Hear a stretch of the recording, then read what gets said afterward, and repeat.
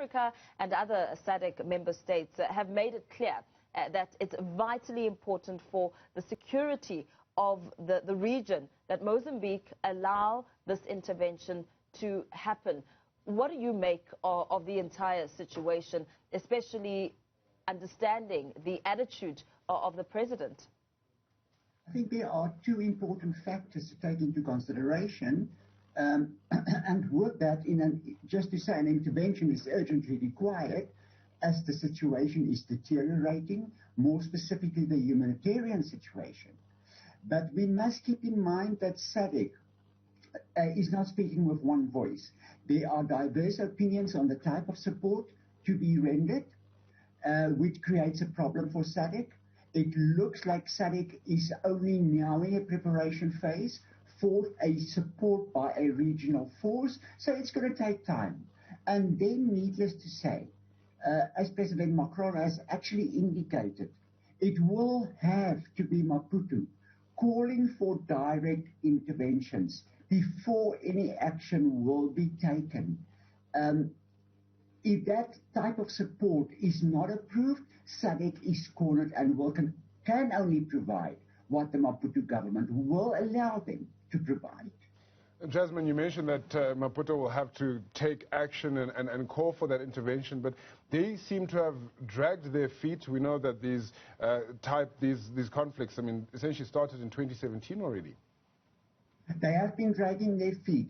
The intervention into the insurgency way too late, and then even irrespective of the intervention, they still deny the local roots at play here. They do acknowledge socioeconomic development as important, but they do not see it as a cause, but a foreign-led insurgency. And then, with any foreign boots on the ground, there's a clear attempt by Maputo, in the name of sovereignty, not to favor foreign boots on the ground or on the sea for maritime security. And that raises questions on the reasons thereof, because the security forces are not in a position to counter what is currently happening. Let's get some analysis from you, Jasmine, on the attitude of President Nyusi and the governing Frelimo towards the proposal, because there seems to still not be enough clarity there on where exactly they're standing.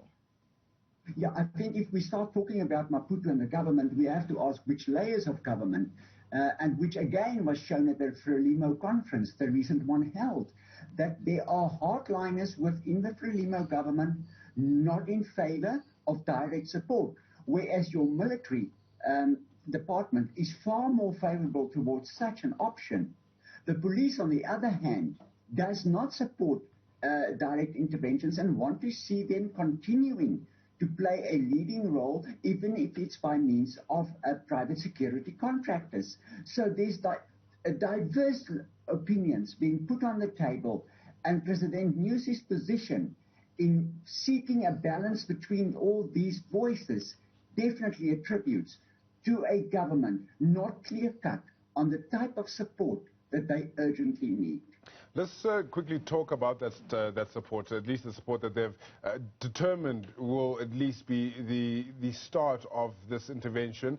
3,000 troops to be sent to the region. Talk to me about your feelings surrounding that. Is it enough? The question of is it enough, I think, is incorrectly phrased according to me. It is not how many. It is how effective, how well trained, and how intelligence will drive their tactics.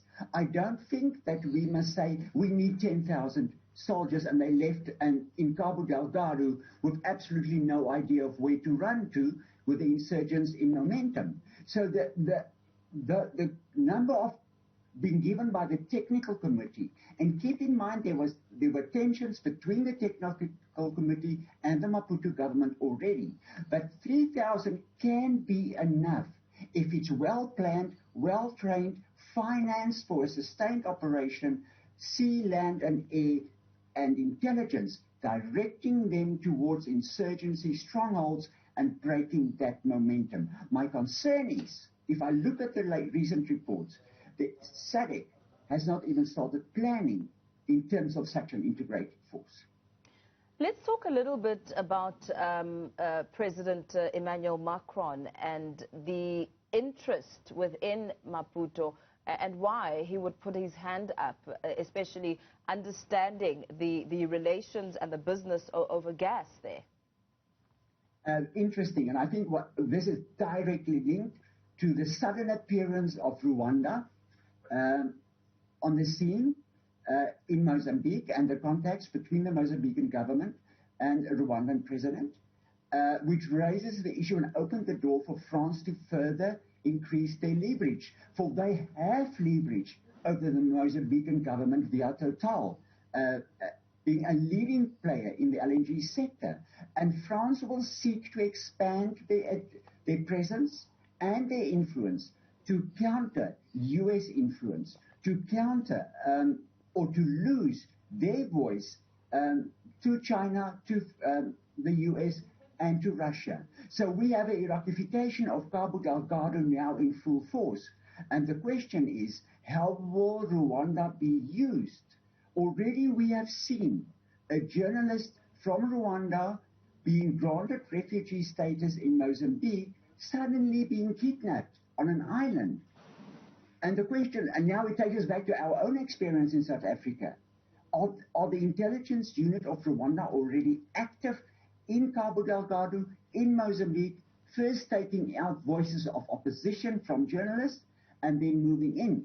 And there, the French influence cannot be underestimated. Speak to us about the other influences as well, from SADC countries all the way to those that could be in Europe, such as Portugal. Portugal has a moral obligation, and they are seeking, as we have seen with Germany and Namibia quite recently, and France and the Rwandan genocide, Portugal wants to reset the colonial past. Sorry, you cannot reset the colonial past. Sorry, there are Frelimo hardliners that will counter at all costs any Portuguese influence. But we have seen that Portugal, the other EU, has already started training with 60 trainers being present. So what you are seeing in Cabo Delgado is that you have the US, you have France, you have the UK, you have Portugal, silo training of soldiers. And my question is,